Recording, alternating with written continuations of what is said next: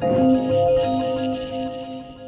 we're in our playground, which is the TRECO factory, which is the same map that we've used for the Opel HMI.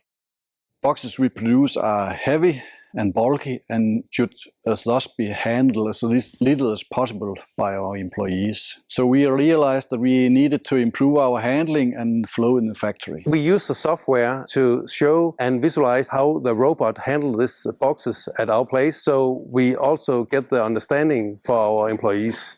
We wanted to demonstrate that through careful planning, robots can actually be shared. This mobile robot solution will work for about 16 hours every day and move about 12 kilometers. During night, it will be running a night haul between two factories. It will move 25 carts, each weighing about 300 kilos, and for a distance about 450 meters. In the night or early morning from 4 till 8, the robot will move boxes to and from the paint conveyor and J-coating, and after 8, it will be running production support within TRECO. So we initiate the mission through the Opel by pressing a button that we've created through control, and then the robot receives that mission and executes. We use the HMI module to initiate tasks and to get a basic overview of the robot's position and the map itself. We also use the context broker, which handles most of the data that's being sent between the modules and all the messages as well. And we've also used the custom-built RAN module because we didn't have access to the robot's built-in computer.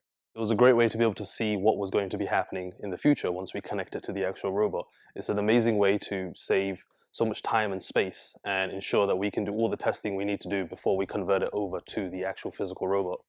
In maturing these platforms, these companies and these industries, our experiment has highlighted a couple of things that are worth taking note of. In the first place, we're not only moving items, we're moving data. And when you consider the enormous impact of real-time data and real-time precision data, this is something we have to be really, really careful about as we move forward in digital transformation.